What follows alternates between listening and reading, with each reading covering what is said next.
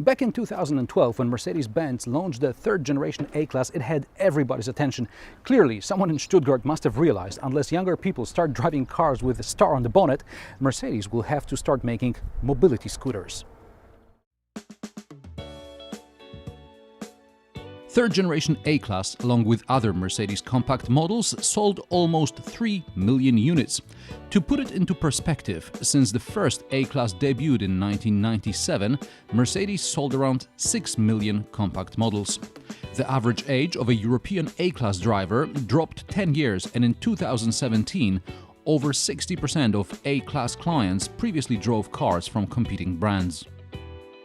Since Mercedes got it more or less right the first time, the designers had to go easy with the changes so as not to overdo the fourth generation A-Class. At first glance, the car looks similar. Perhaps the headlights are now slightly narrower and the bonnet is flat. These changes are the easiest to spot. However, the new A-Class is now also bigger, especially in length. Additional 12 centimeters mean there is now more space in the boot, almost 30 liters more. At 370 liters, the boot is still 10 liters smaller than in Volkswagen Golf and 30 liters smaller than in Peugeot 308. But at least the boot aperture is now 20 centimeters wider, making it easier to load stuff.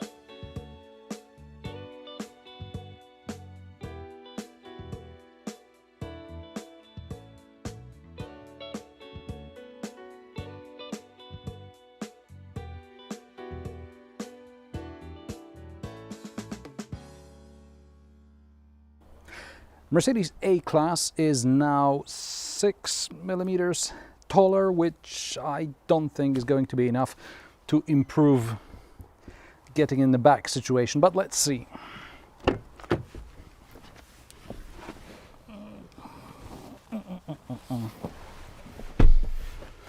Okay, so once we get in, it's actually quite good. There is good headroom, decent legroom on 175 centimeters tall. There are a couple of nets here, pockets like this in the backs of the seats. There is a little cubby for, I don't know, something that's going to rattle like coins.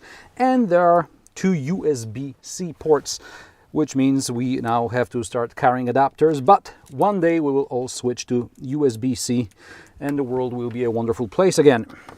Now, in the middle, there's a tunnel, obviously, so it's more of a 4-person than a 5-person car, even though it's registered for 5 people. The middle seat is, come on, it's just for kids. There is an armrest with a couple of cup holders. And now, under normal circumstances, the backrest split 60-40. In this one, we have an optional 40-20-40 split, so you can carry some longer items. So that's good. However, the really cool stuff is in the front. Let's go.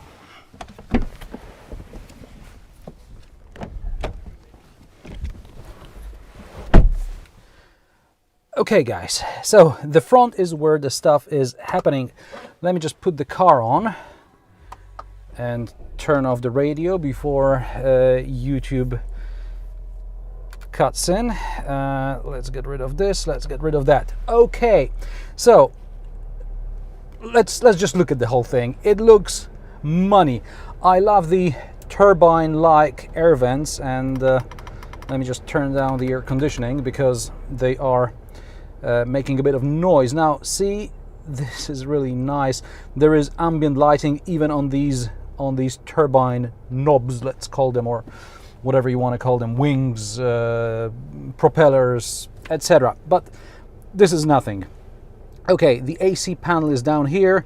There's a place for your smartphone down here, a couple of cup holders, a touchpad, we'll get to that in a moment, and some storage under the armrest with USB-C ports, and there are more USB-C ports down here, and some storage here, and I like the way there is this kind of step here. It's just nicely made, okay? But the big news here is the MBUX, Mercedes-Benz User Experience Infotainment System. Now, it's, as you can see, there are 2 screens. It's divided into 2 screens. You have one here, which is all about your driving, and the other one, which is all about the, let's say, infotainment, comfort, etc. Now, in order to manipulate or use these screens to personalize them, you can use these little touchpads which are here, and then you can configure the stuff which is either in the middle or on the sides, or you can use it to configure your head-up display as well if you go up. And this is really pretty cool.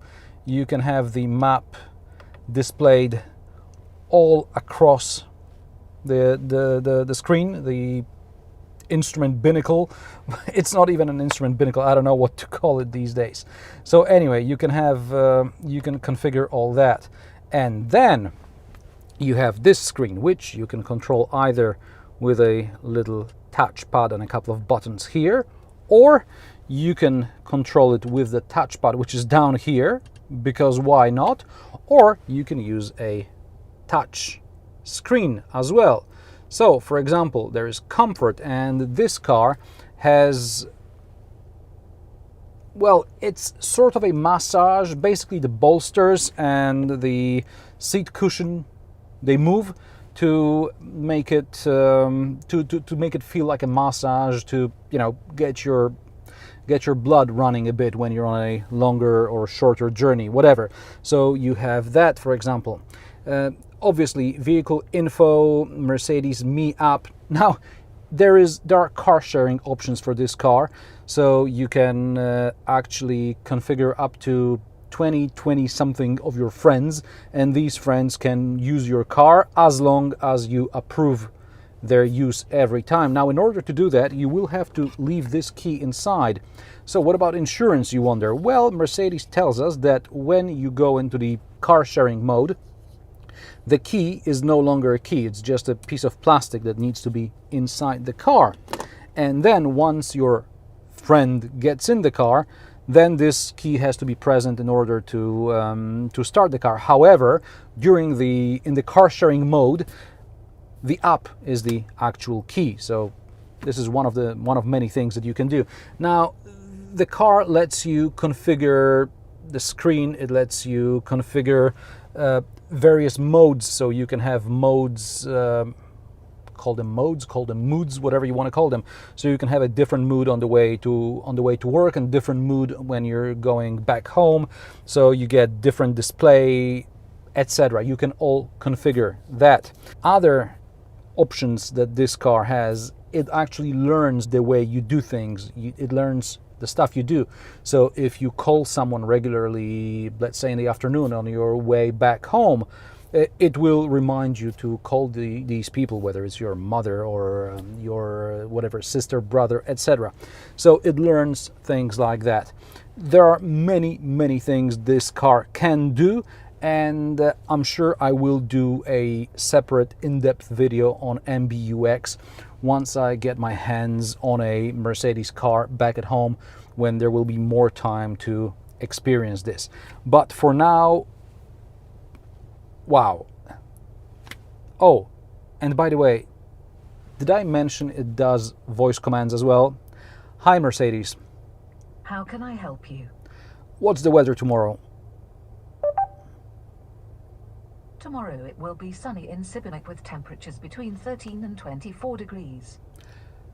Beautiful weather here in Croatia, and there's one more cool thing. Hey Mercedes. How can I help you? Tell me a joke. Sorry, my engineers were Germans. Yeah, cute little thing. If you do it while driving, it'll tell you it's too busy minding the road for you. Anyway, speaking of the road, let's take this thing on the road, because it's all worthless unless it's also good to drive.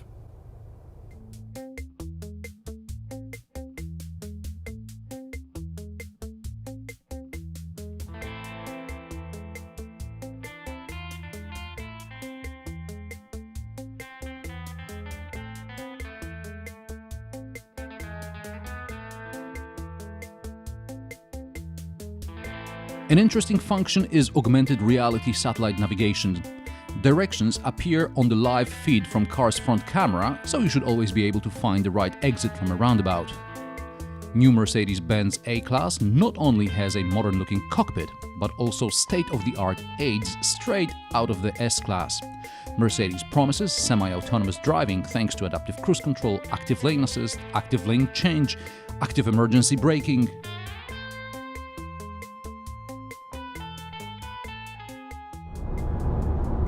All this means that in certain conditions the car should be able to drive almost by itself, keeping a set distance from the car in front, slowing down before junctions and taking some of the turns as long as they're not too sharp. Of course, you always have to keep your hands on the wheel and you have to control the situation around the car. So for example, I can see a car overtaking me now, so I'm not going to put the indicator on.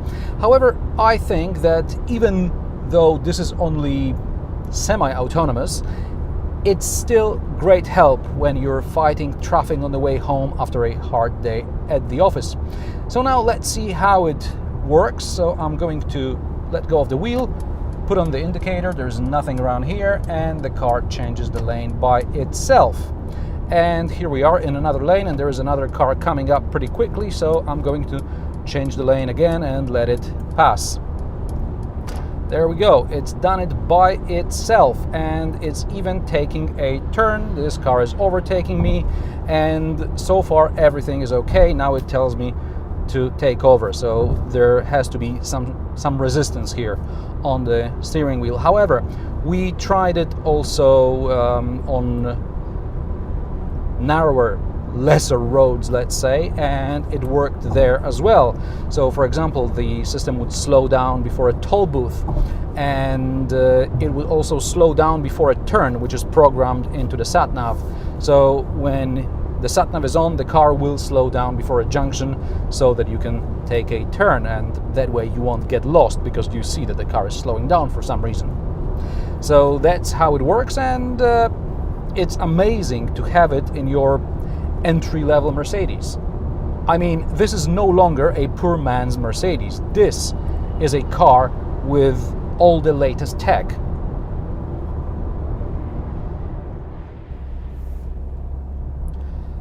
Mercedes also promises a quieter cabin, thanks to better aerodynamics, first of all, as well as better damping. Optionally, the A-Class can be equipped with active damping, and this one actually is. Also, the body is more rigid, which, according to Mercedes, also helps to reduce noise and vibration. And so far, let's face it, the roads aren't that bad, so I haven't heard anything suspicious coming from the suspension. As far as wind noise is concerned, on the motorway there was some wind noise, but again, today is a windy day, so it's like I'm driving a lot faster than I'm really driving.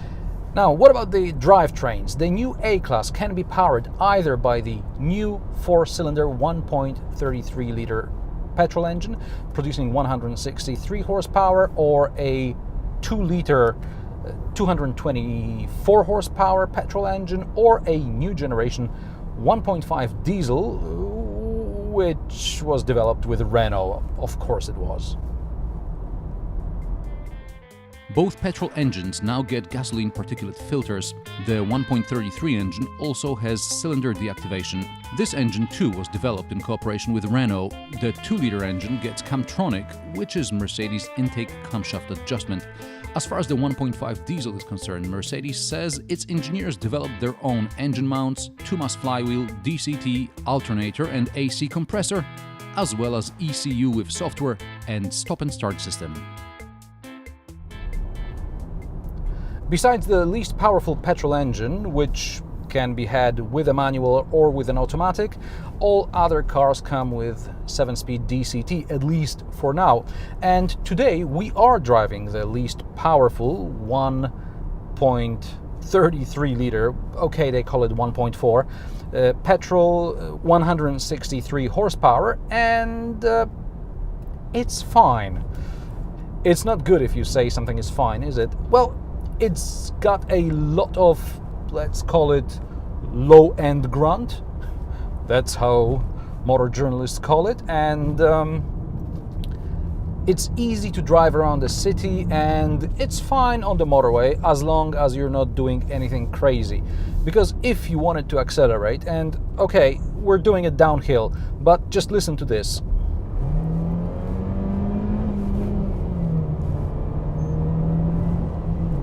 This is not the kind of sound you want to hear from any engine, and especially an engine in a Mercedes.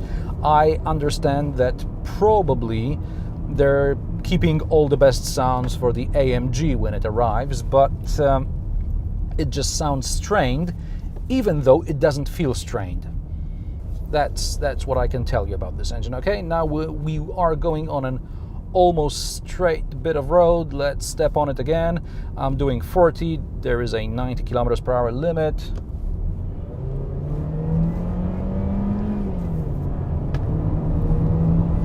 It's going. The pickup is very good. The pickup is very good. It's just the sound that's not very pleasant. But then again, most of the time you'll be accelerating down from low revs, and in this department this engine is absolutely fine. All models get McPherson struts in the front, and the most powerful version gets multi-link rear suspension. Lesser cars like this one get a twist beam rear suspension, and it's fine. I'm on a twisty road here and I'm having enough fun, to be honest. The steering is surprisingly engaging for this sort of a car.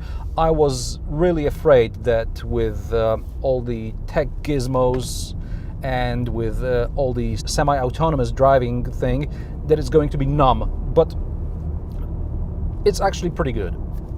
I'm really pleasantly surprised here. In autumn 2018, there is also going to be a new version of 4MATIC all-wheel drive. Changing driving modes will also impact the characteristics of all-wheel drive system. New 4MATIC will be electromechanical versus electro-hydraulic like it was in the past. One minor annoyance is that as standard, the new A-Class gets halogen headlights and LED day running lights. Halogen, seriously? Probably it's only to persuade everyone to go for the optional multi-beam LEDs, which adapt to road conditions. This is not going to be a cheap car. Speaking of headlights, area around them is additionally sealed for better aerodynamics. This and several other tweaks helped reduce drag coefficient from 0.26 to 0.25. Prices of the new A-Class start at around €30,000. You can choose between standard, style and design, progressive or AMG line trims. Each can be further personalized, but for me, the A-Class is all about high tech. Let's face it, cars today sell not just because of the engine and performance, because we spend a lot of time in traffic. It's tech and design that matters, and Mercedes delivers in that department. And how do you like the new A-Class? Let me know in the comment section below. Subscribe if you haven't, share this video with your friends who may be looking for a new car, and press that bell icon to get notifications every time I post. New reviews every Friday. Thanks for watching, and I will see you in the next one.